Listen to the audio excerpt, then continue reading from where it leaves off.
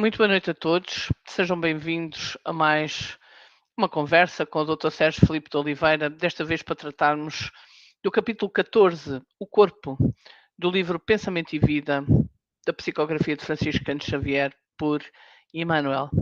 Antes de nós iniciarmos o estudo desta noite, vamos pedir a todos que possam partilhar este direto para que possamos atingir todos aqueles que nesta hora possam estar a necessitar de um conselho, de uma esperança, de ouvir falar daquilo que são os ensinamentos de Jesus. Vamos então elevar o nosso pensamento, pedir ao alto que nos abençoe, pedir que nos auxilie nesta hora e que nós possamos interiorizar os ensinamentos que iremos ouvir no dia de hoje, por forma a conseguirmos caminhar, por forma a conseguirmos encontrar a força necessária para ultrapassar os nossos obstáculos. Agradecer-te, Senhor Jesus, pela oportunidade de podermos conhecer. Agradecer-te hoje e nesta altura em que se aproxima a comemoração da tua vinda a este planeta que governas, pelo auxílio, pela humildade que demonstras. Tu, Espírito mais puro que Deus nos deu para nos servir de modelo e guia. Te agradecemos, Mestre, por sempre nos amparares, por sempre nos auxiliares e por sempre colocares no nosso caminho as oportunidades para um dia melhor, para um amanhã melhor. Fica conosco e nos abençoa. Vamos então escutar uma música para harmonizar o ambiente. 14.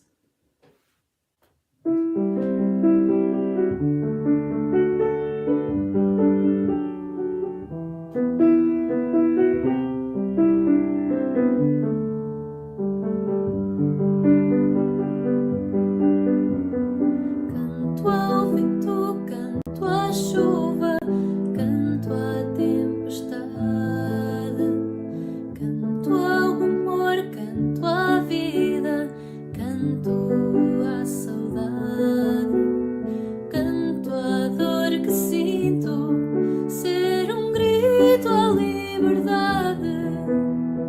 Canto a ti, Senhor, que és a verdade. Olho a brisa, olho o mar e olho a multidão. Olho o rio, olho o monte em grande vastidão. Olho o ser que sofre e a quem já ninguém dá mão. Olho em ti, Jesus, és meu irmão.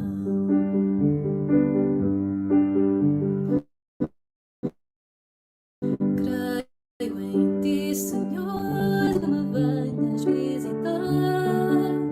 Deixa em meu redor a doçura de um olhar. Nesta minha vida quero tempo aproveitar. Vem, Senhor, o mundo amparar. Espero em ti, Jesus, sei que a nossa dor vens mitigar. Toda a tua luz pelo cosmos vais lançar. Os homens terão que crer e irão acordar. Vem, Jesus, a terra libertar.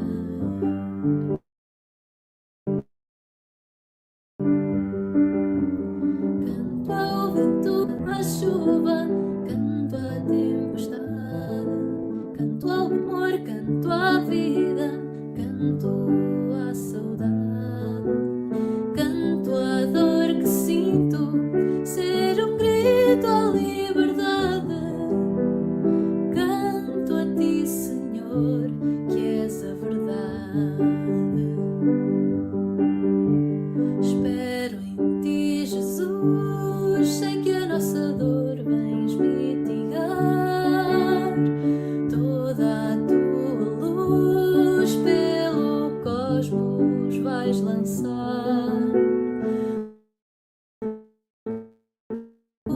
os homens irão acordar.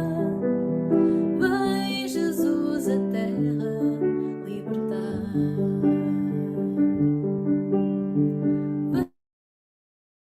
Vem Jesus a terra libertar.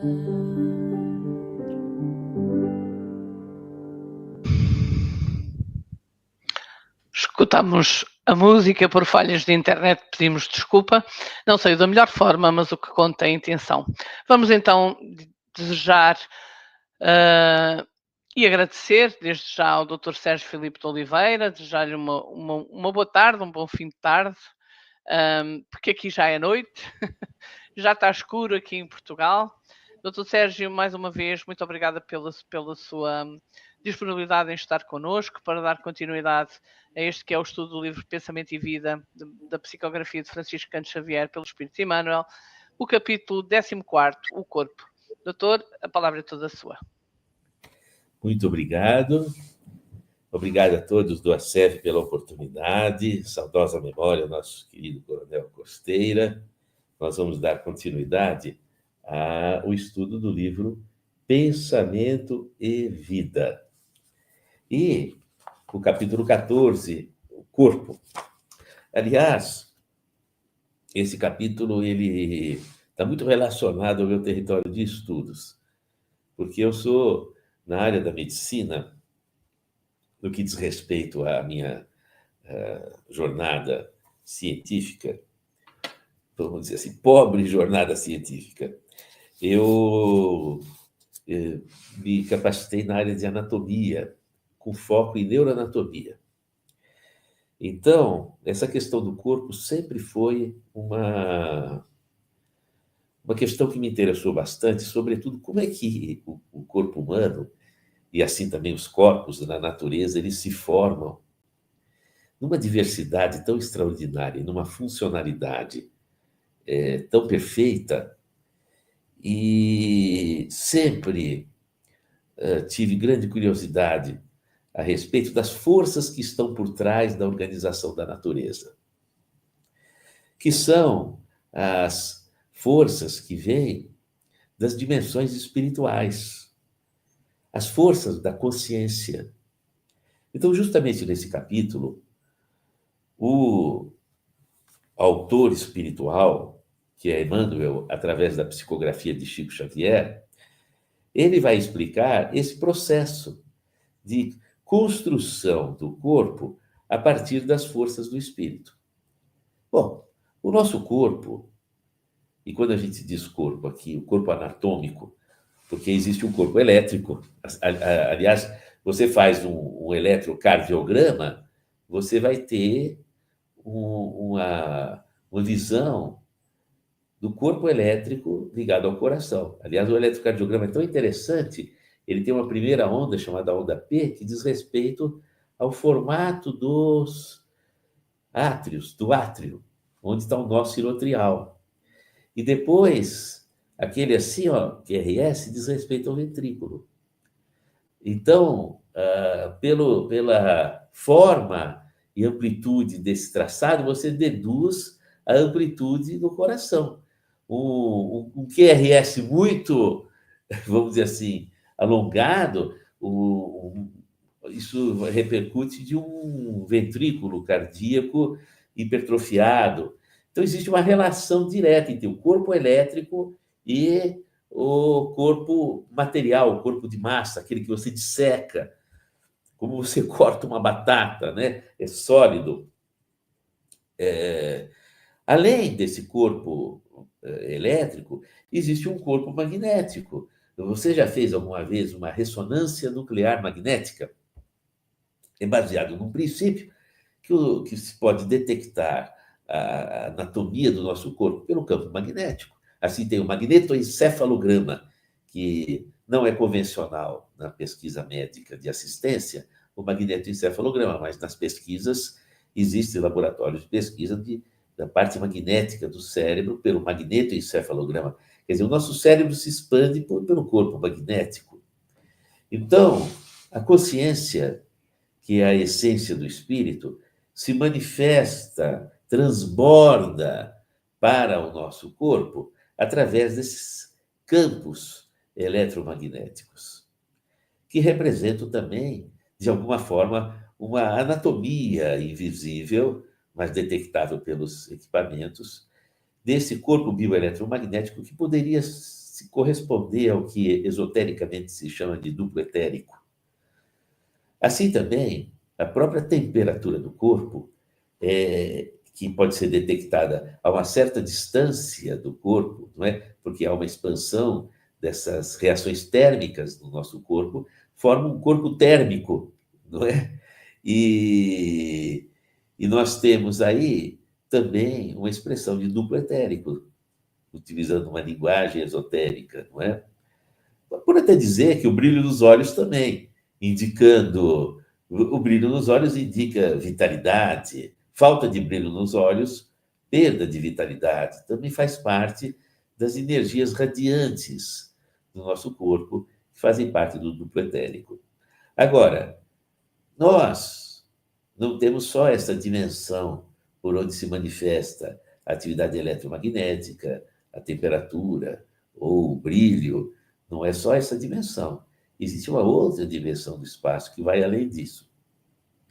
O nosso corpo, por exemplo, ele apresenta na sua superfície um trânsito intenso de elétrons, porque existe essa eletricidade. E existem cálculos matemáticos que vão dizer qual a quantidade de elétrons que sai dessa dimensão e parte para a dimensão, quarta dimensão, de forma espontânea, através do fenômeno físico ou um fenômeno da mecânica quântica chamado tunelamento.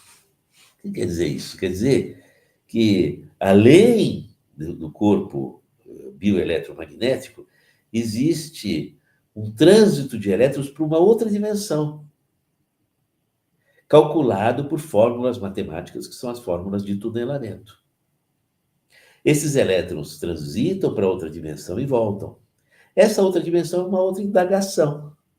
Que forças que existem ali e que fazem fronteira com o corpo eletromagnético, que já não respondem mais às equações da física ou às possibilidades de detecção dos nossos aparelhos convencionais. De lá de onde vem a consciência e os comandos do corpo.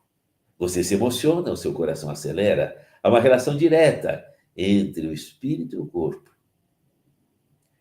Então, aí nós vamos para um terreno onde a matéria vibra em, vamos dizer assim, de uma outra dimensão, com propriedades que nós desconhecemos, com equações que nós desconhecemos, mas que interagem com o nosso corpo bioeletromagnético.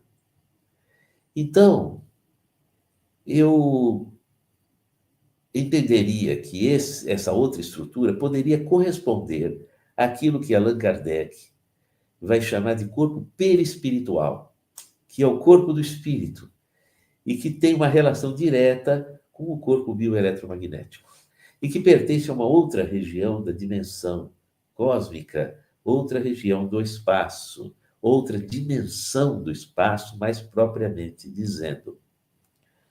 Bom, existe realmente outra dimensão do espaço? Vamos dizer assim, cálculos matemáticos que procuram interpretar as relações. E aí eu vou falar de um campo que eu, vamos dizer assim, não é do domínio de minha especialidade, mas é uma tentativa de compreensão didática, que é a relação entre a teoria geral da relatividade, que trata da matemática do infinitamente grande, das galáxias, das estrelas, de tudo que é muito grande, e a relação desse universo e dessa matemática com a mecânica quântica ou a matemática do infinitamente pequeno, das partículas subatômicas. Na tentativa de fazer um ponto de convergência dessas matemáticas de um universo único que apresenta o infinito do gigantismo e o infinito do microscópico, não é? Um universo único com dimensões diversas, mas quando nós buscamos uma coalizão desses universos, nós somos obrigados a criar um número matricial de pelo menos 11 dimensões do espaço. Então, matematicamente, existem essas concepções que podem trazer luz para o entendimento de todo, vamos dizer assim, talvez aquilo que a gente poderia chamar de todas as manifestações e propriedades do fluido cósmico universal, que Allan Kardec coloca como sendo a base da formação de toda a estrutura da matéria em todas as dimensões. Poderia, talvez, esse fluido cósmico corresponder ao campo formatado pelos bósons de Higgs, não é? Que são partículas ou campos que permitem a coesão e a movimentação de todas as subpartículas atômicas. Poderia ser aquilo que André Luiz vai chamar, no livro Evolução em Dois Mundos, de plasma divino, e de um universo multidimensional que interage com o nosso corpo. Interessante, no livro Mecanismos da Mediunidade, no capítulo Mediunidade Curativa, no subitem que fala sangue e fluidoterapia, ele vai dizer que nós captamos, através da mente, do fluido cósmico universal, as forças vitais que nós necessitamos para o nosso processo de cura. Né?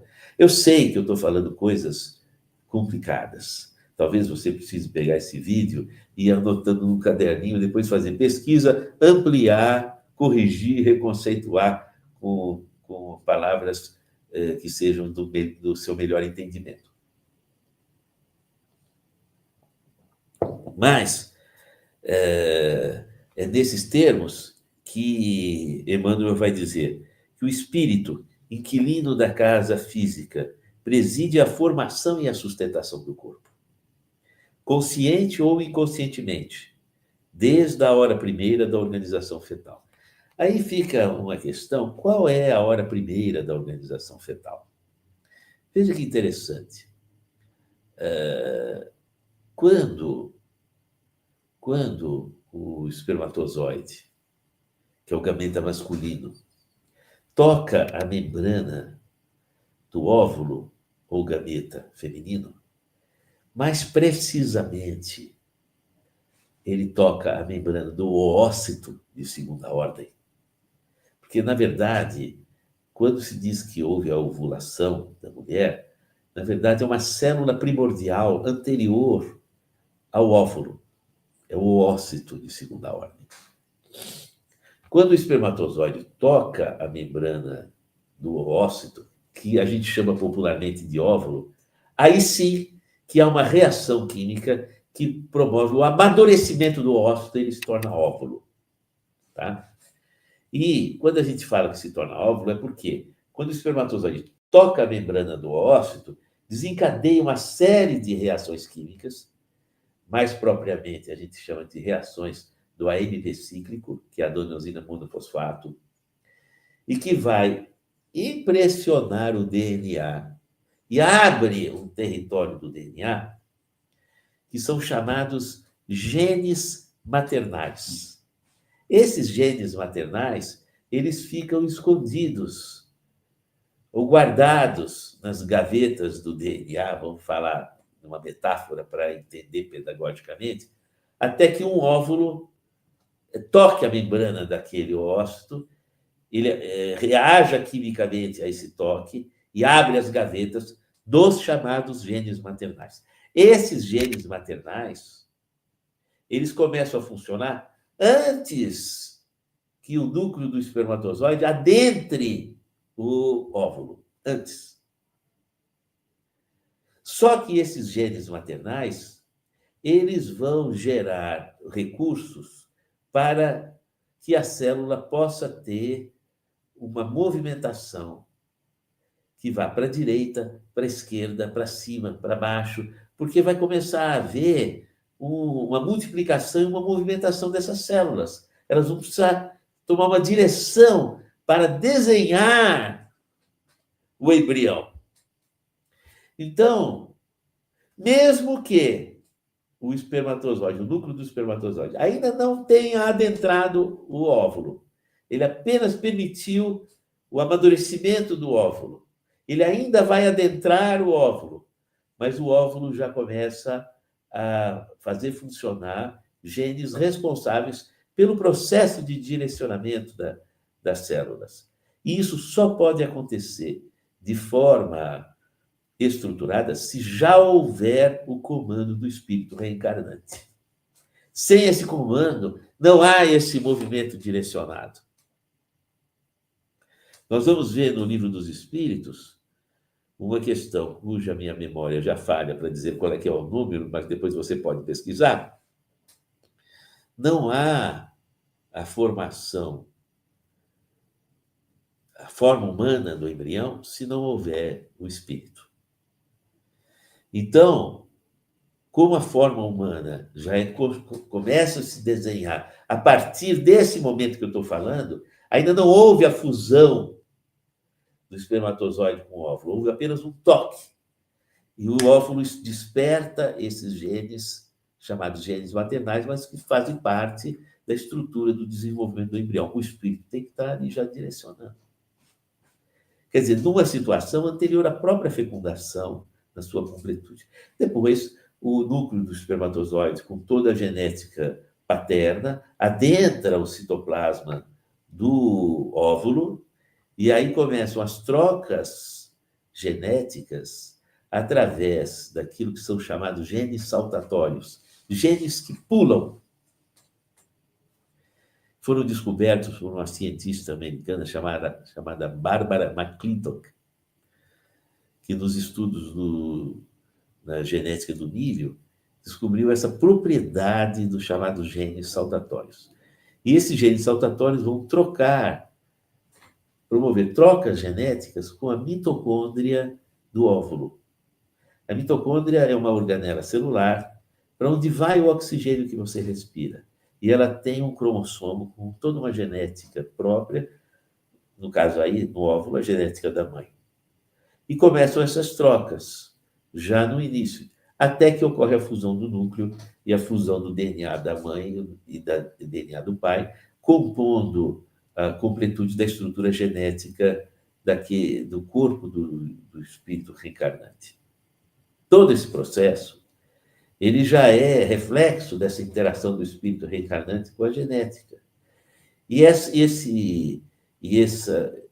relação vai impulsionar o processo de desenvolvimento corporal, as marcas próprias, trazendo as marcas próprias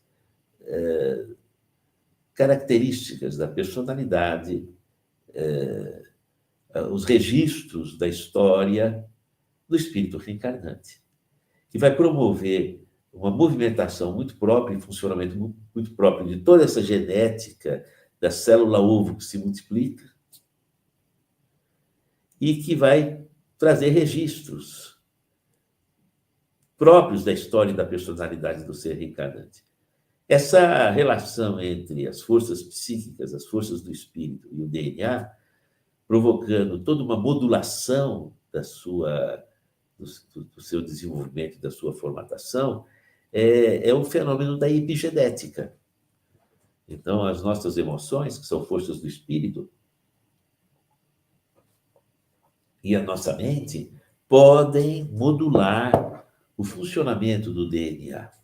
Isso acontece no nosso desenvolvimento orgânico, trazendo reflexos, segundo o Emmanuel coloca aqui, que são, na verdade, mecanismos da lei de ação e reação. Os registros que a gente traz impressionam todos os registros do DNA do corpo que está em formação, de sorte que esse corpo ele vai trazer características necessárias, reflexas às necessidades do espírito. Não é?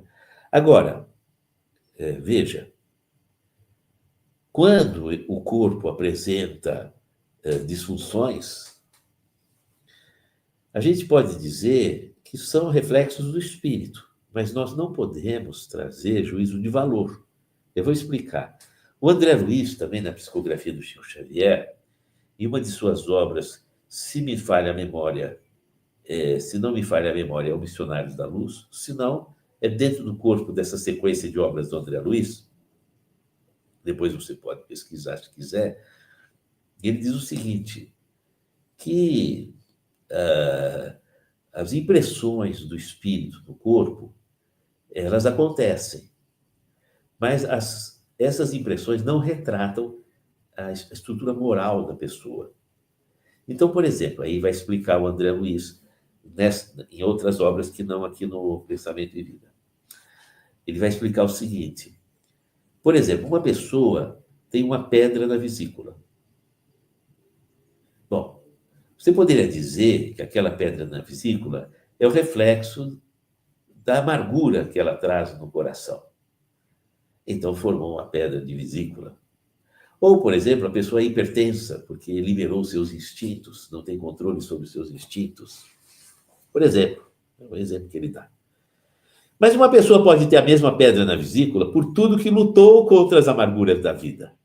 Ela não é amarga, mas ela lutou contra as amarguras da vida e vai ter a mesma pedra na vesícula. Ou a pessoa pode ter uma hipertensão por toda a sua luta com relação aos seus instintos. Então, não dá para você deduzir juízo de valor pela alteração orgânica, embora as alterações orgânicas sejam reflexas dessa interação entre o corpo e o espírito. Então, quando nós temos, por exemplo, uma lesão orgânica, não quer dizer necessariamente que nós tenhamos cometido um mal ou que tenha alguma coisa ruim dentro da gente. Não necessariamente. Às vezes, sim. A gente traz uma mágoa, uma angústia, um ódio, e isso fermenta as nossas vísceras, vamos dizer assim. Mas também o nosso corpo pode reagir com tudo que nós buscamos transmutar das forças que nos chegam, que nos machucam, espinhos que machucam, e a gente, naquela luta de superação, também pode reagir no corpo com disfunções, como o agricultor, que com a enxada, as costas vão doer, a mão vai calejar, e isso não quer dizer uma coisa ruim, quer dizer que aquilo é objeto do trabalho dele, é um reflexo de uma coisa boa que ele fez, mas sofreu as consequências disso. Então, não dá para a gente, e nós temos que tomar o cuidado de fazer deduções de valor moral através das alterações físicas, que não é exatamente assim que funciona, e vale a pena nós refletirmos sobre essa questão. Ele vai transitar nesse texto por questões complexas também.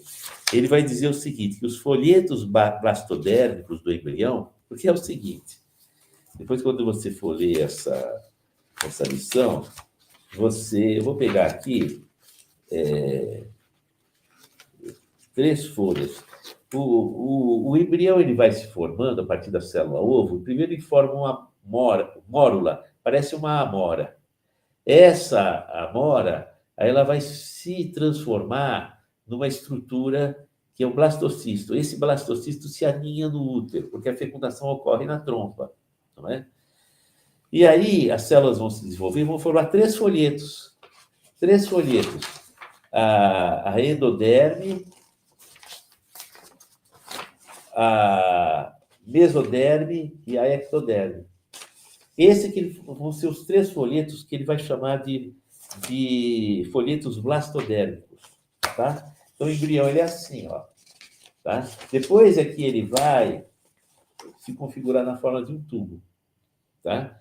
E tudo vai surgir a partir desse tubo, não é? Então, tubo nervoso, tubo digestivo, os tubos da parte circulatória, cardíaca, tudo vai surgir de um tubo. Então, é isso que ele fala dos folhetos blastodérmicos. Depois, quando você for ler o texto, você lembrar disso, dessa particularidade da formação do embrião. Mas tudo isso acontece a partir das forças do espírito, não é? E nós estamos aqui. Nós estamos com o nosso corpo, com as nossas demandas, não é? Nossas demandas de saúde. nossas necessidades, nossas dores. Quem é que tem fibromialgia, dores crônicas, artrose, problemas digestivos, gastrites, úlceras, problemas de tireoide, toma hormônio tiroidiano, tetraiodotironina, epilepsias, tem desordens psiquiátricas, o pensamento que não para, as angústias da mente, nas depressões, nas ansiedades, nas fobias. Quem aqui não tem, enfim, foi operado do coração, operado do intestino, é o apêndice, é a vesícula, problemas pulmonares, as asmas, as alergias, tudo é o nosso corpo trazendo reflexos da expressão do espírito, buscando mudança de hábito, mudança de comportamento, ressignificação de nossos percursos. Agora, é importante, e eu queria trazer aqui uma questão, que o corpo é um grande sinalizador para a gente. As nossas disfunções, traduzidas seja nas moléstias psiquiátricas ou nas moléstias clínicas, elas são, na verdade, um aviso para a gente. Não vem um problema para te destruir. O problema vem para reorientar caminhos. E o nosso corpo ele é um elemento da natureza. A gente não pode esquecer disso. Quase 70% do nosso corpo é água. E água do mar, né? Você chora a água do mar, o líquido amniótico, ele é a água do mar. Fazendo uma metáfora poética, mas tem uma matriz bioquímica que, no desenvolvimento da filogenia, no desenvolvimento evolutivo que viemos todos do mar, e tudo que veio das estrelas, vamos dizer assim. E a outra parte do nosso corpo, se 70% é água, quase 70%, outra parte é carbonato de cálcio, é areia, vamos dizer assim, que são os nossos ossos. São minerais que nem têm o nosso DNA. Depois nós temos as bactérias estruturais do corpo, Escherichia coli do intestino, Streptococcus epidermidis da pele, Streptococcus salivaris da boca, Bacillus de Dordrecht do trato urogenital. Então, nós temos ali um ecossistema. O nosso corpo é um ecossistema da natureza. Nós administramos esse ecossistema. Então, a natureza, como é assim, é o nosso corpo, ela é compensatória. Por isso que, se uma perna é fraca, você se apoia na outra, a outra fica forte. A pessoa é cega, ela ouve melhor. Existem sempre mecanismos compensatórios na natureza. Assim também é o nosso corpo. Então, quando nós estamos sofrendo de problemas orgânicos, é importante que o diagnóstico não envolva apenas a disfunção, mas que nós entendamos que a disfunção que aparece no corpo e nos traz desconforto anuncia que alguma potência compensatória aparece por outro lado. Então, a gente precisa também encontrar essa potência compensatória. E muitas vezes essa potência compensatória, ela está no campo de nossa força espiritual. Porque o nosso cérebro, ele oferece ondas, radiações e frequências próprias para você transitar pela matéria, mas também ondas que permitem você perceber as forças espirituais. O que são as ondas alfa do cérebro? As ondas teta, as ondas beta. São ondas cerebrais ligadas aos estados de transe, às ampliações de consciência. Então, o nosso corpo, ele oferece possibilidades psicobiofísicas de entrelace com a dimensão espiritual. E muitas vezes as disfunções que nós trazemos aqui no corpo, elas são compensadas por capacitação, por força reativa nesse outro campo de interação espiritual, num contínuo convite da vida à nossa superação a partir da potência que nós trazemos espiritual dentro de nós. Vós sois deuses, dizia Jesus, podeis fazer tudo o que eu faço e muito mais. Deus habita em vós. Fostes feitos à imagem e semelhança de Deus. Então, nós temos uma grande potência que reage às disfunções. E muitas vezes o diagnóstico fica somente centrado na disfunção, dando dimensão para a doença, sem perceber que aquela disfunção era um caminho para o encontro de nossas potências, que muitas vezes nós desconectamos, já não percebemos mais, esquecemos. Um convite para essa ampliação de consciência, onde nós vamos encontrar, a partir do momento que nós respondemos a essa dinâmica da vida, nós vamos encontrar compensações regulatórias, facilitando com o ajuste de medicações e tratamentos devidos, facilitando o devido restauro. Porque ocorre um fechamento de ciclo envolvendo a disfunção e as forças compensatórias, de sorte que os nossos desconfortos e disfunções são caminhos de aprendizado e superação do espírito. E quando nós deixamos de enxergar esse caminho, é que o corpo adoece. Quando nós enxergamos esses caminhos, nós entendemos o quanto que essas disfunções são, na verdade, disrupções. Como um passarinho que fica preso dentro do ovo, e ele arrebenta aquela casca e vira uma desordem, mas na verdade, uma disrupção para o encontro de outros horizontes. E a gente precisa incluir esse aspecto no diagnóstico. Afinal de contas, medicamento, do latim, quer dizer caminho. Remédio é reencaminhar, não é? Trazendo horizontes e significados para tudo aquilo que a gente vive nessa grande escola que é o nosso corpo. Uma luz em teu coração.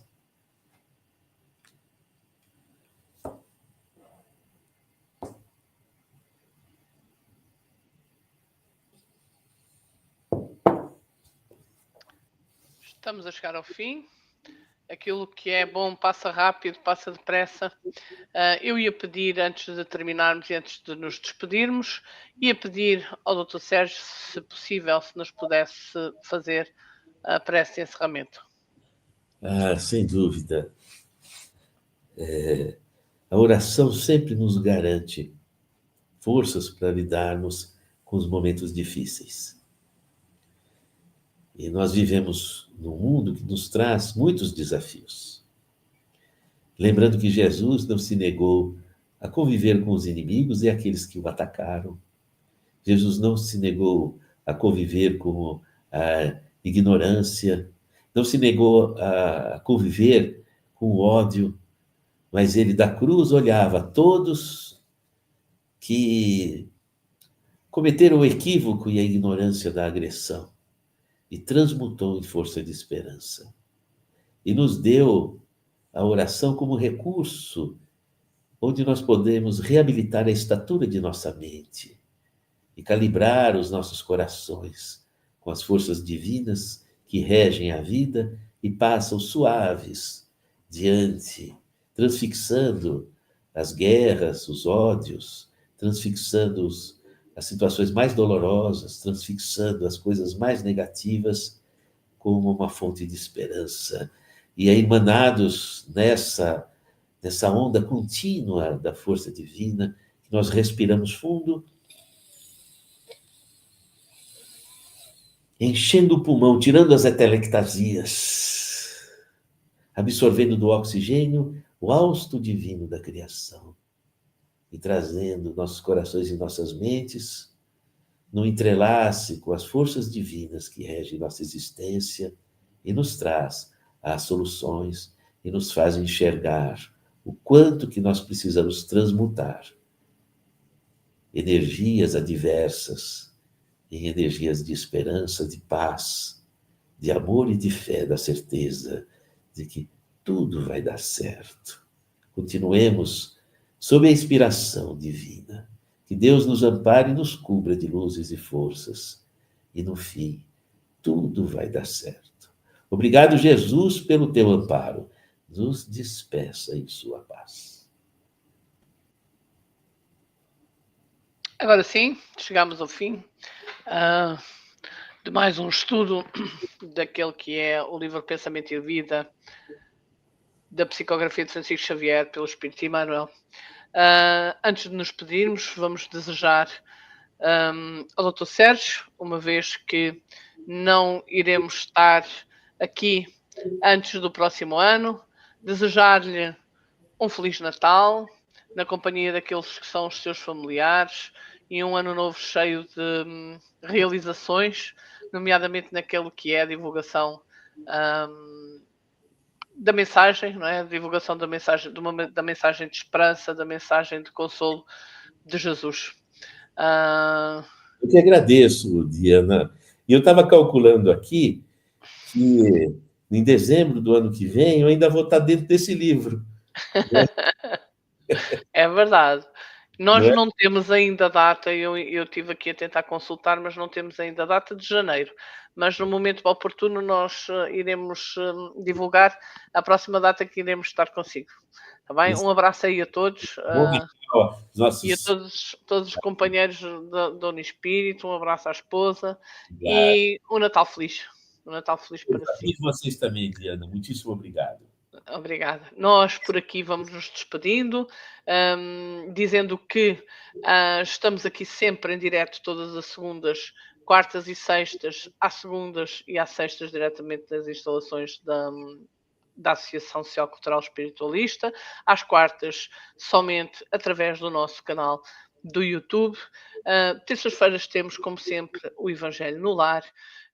E temos também o programa Acontece no Centro Espírita. Dizer também que no próximo dia 15 irá dar início a mais um ciclo de palestras de Natal, desta vez com o tema Volta Jesus.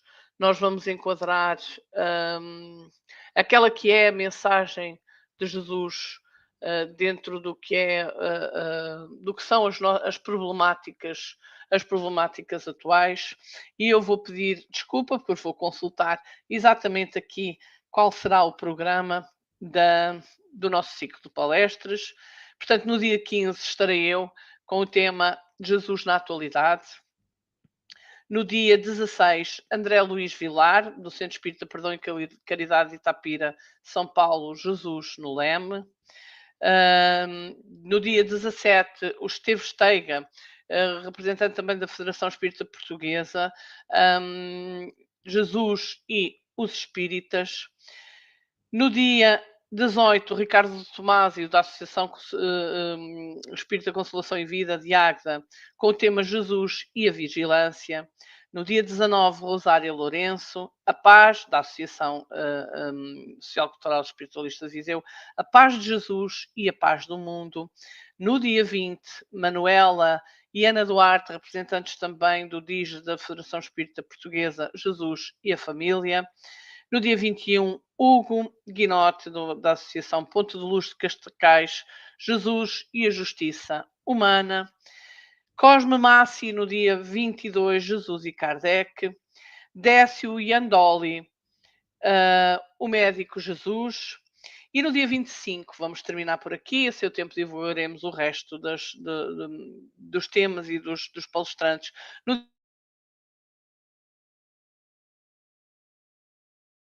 Peço desculpa, fiquei sem micro. Dia 25, dia de Natal, iremos ter um concerto de Natal.